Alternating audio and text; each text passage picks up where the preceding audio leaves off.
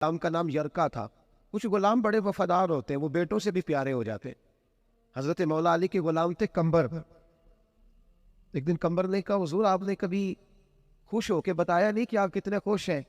تو آپ فرمانے لگے میں تجھے خوش ہو کے بتاتا نہیں میں تجھ سے کتنا خوش ہوں۔ جب میں تجھ سے خوش ہوتا ہوں نا تو میں تیرے لیے اسی طرح دعا مانگتا ہوں جس طرح میں اپنے حسن اور حسین کے لیے دعا مانگتا ہوں۔ کچھ غلام بڑے پیارے ہوتے ہیں، وہ دعائیں کراتے نہیں، وہ دعائیں لے لیتے ہیں۔ ان سے دعائیں نکلتی ہیں، وہ فیکٹری میں ملازمت ڈیوٹی سمجھ کے نہیں کرتے، وہ اپنا گھر بنا لیتے ہیں، وہ وفادار ہوتے ہیں، وفادار۔ اور اصلہ نال جے نیکی کریے تو نسلہ تاک نہیں بھول دے ہوتے۔ تو یرکا آپ کا بڑا وفادار غلام تھا۔ ایک دن آپ نے کہا مچھلی کھانے کو دل کرتا ہے، لیکن مسئلہ یہ ہے کہ 8 میل جانا پڑے گا مچھلی لینے، 8 میل آنا پڑے گا۔ رہنے دو، کھاتے ہی نہیں، چھوڑو اپنے لیے اب چھوٹی سی خواہش کے لیے اتنی مشقت کرنا۔ حالانکہ لوگ لاہور سے گجرا والے روٹی کھانے چلے جاتے ہیں آج بھی، اور گجرا والا والے بھی کہیں لاہور آ جاتے ہیں، صبح نہاری سنا اچھی ملتی ہے۔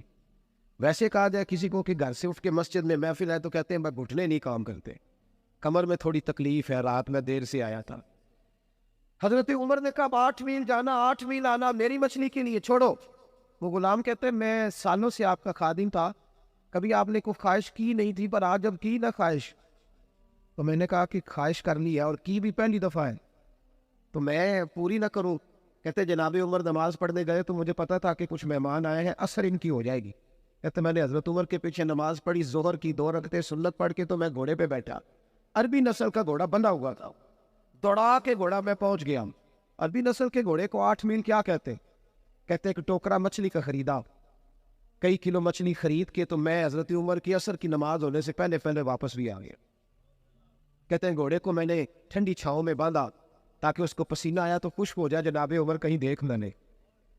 کہتے وہ اس کو پسینہ خشک ہو گیا، جب میں اس کے قریب گیا تو گرد و غبار، وہ پسینہ خشک ہوا تو جو مٹی کیچڑ تھا وہ خشک ہو گیا، تو میں نے کہا حضرت عمر تو پھر دیکھ لیں گے۔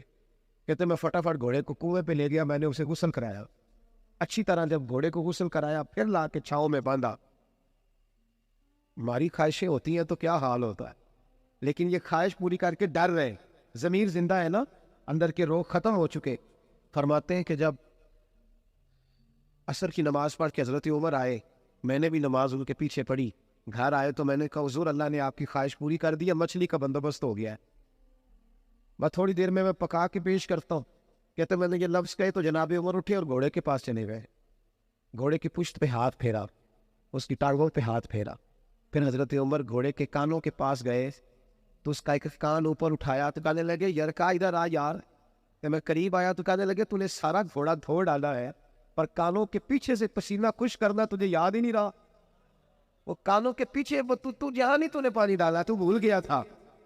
اور پھر حضرت عمر گھٹنوں کے بل زمین پہ بیٹھ گئے، کہنے لگے او یار یرکا ادھر آ، تیری وفا میں شک ہوئی نہیں، پر میں کوئی زیادہ نیک آدمی نہیں ہوں، میں کوئی زیادہ پرہیزگار نہیں ہوں، میں تو دعائیں مانگتا ہوں میری نیکیاں بدیاں برابر کر کے اللہ مجھے معاف کر دے، میں نے کوئی زیادہ تقوی نہیں اختیار۔ یار ایک بات بتا، اگر یہ گھوڑا قیامت کے دن اللہ کی بارگاہ میں کہے کہ یا اللہ عمر نے اپنی ایک خواہش پوری کرنے کے لیے مجھے 16 میل کا سفر کرایا، اے اللہ میں جانور تھا، بے زبان تھا، یہ میری غلطی، 16 میل کا سفر ایک خواہش پوری کرنے کے لیے، تو یرکا تو بتا میرے جیسا وجود کا کمزور آدمی مالک کے حضور گھوڑے کے سوال کا جواب کیسے دے گا؟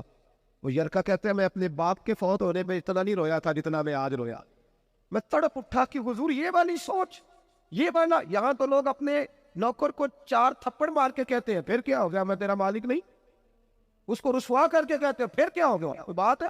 یہاں بہو کو 20 گالیاں دے کر اور غریب رشتہ دار کو برا بھلا کہہ کر اپنے ملازم کو لوگ نیچا دکھا کے خوش ہوتے، کہتے ہیں دیکھا نا پتہ چلا میں چودھری ہوں، میں افسر ہوں، میں فلاں ہوتا ہوں، میری چدراہٹ۔